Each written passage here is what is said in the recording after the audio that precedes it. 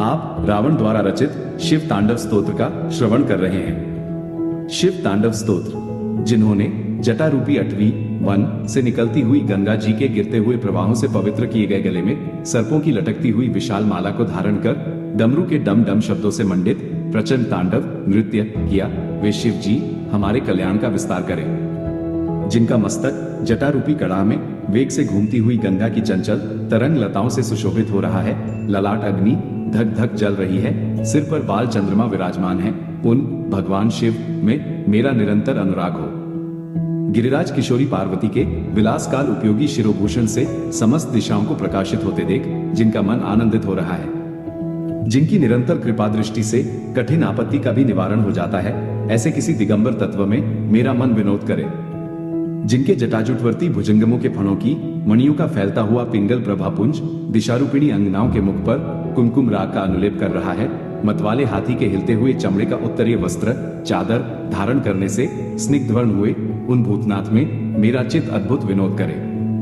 जिनकी चरण पादुकाएं इंद्र आदि समस्त देवताओं के प्रणाम करते समय मस्तकवर्ती कुसुमों की धूलि से धूसरित हो रही हैं। नागराज शेष के हार से बंधी हुई जटा वाले वे भगवान चंद्रशेखर मेरे लिए चिरस्थायी संपत्ति के साधक हों। जिसने ललाट वेदी पर प्रज्वलित हुई अग्नि के स्फुलिंगों के तेज से कामदेव को नष्ट कर डाला था, जिसे इंद्र नमस्कार किया करते हैं, सुधाकर की कला से सुशोभित मुकुट वाला वह श्री महादेव जी का उन्नत विशाल ललाट वाला जटिल मस्तक हमारी संपत्ति का साधक हो। जिन्होंने अपने विकराल भालपट पर धक धक जलती हुई अग्नि में प्रचंड कामदेव को हवन कर दिया था, गिरिराज किशोरी के स्तनों पर पत्रभंग रचना करने के एकमात्र कारीगर उन भगवान त्रिलोचन में मेरी धारणा लगी रहे।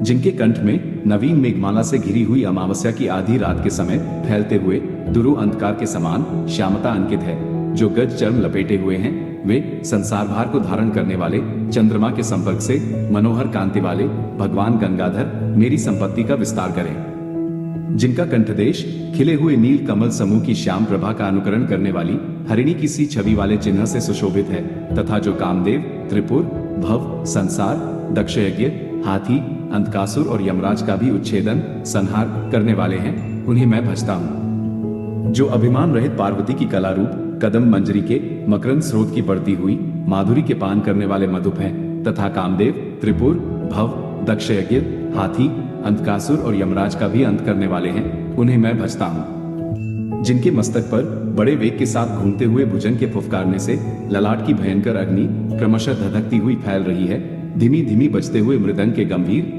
मंगल घोष के क्रमानुसार जिनका प्रचंड तांडव हो रहा है, उन भगवान शंकर की जय हो। पत्थर और सुंदर बिछौनों में सांप और मुक्ता की माला में बहुमूल्य रत्न तथा मिट्टी के ढेले में मित्र या शत्रु पक्ष में तृण अथवा कमलोचना तरुणी में प्रजा और पृथ्वी के महाराज में समान भाव रखता हुआ मैं कब सदाशिव को भजूंगा।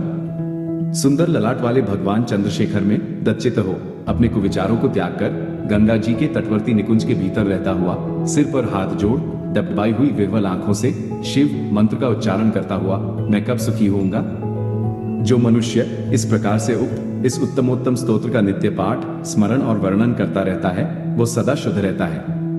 और शीघ्र ही सुरगुरु श्री शंकर जी की अच्छी भक्ति प्राप्त कर लेता है।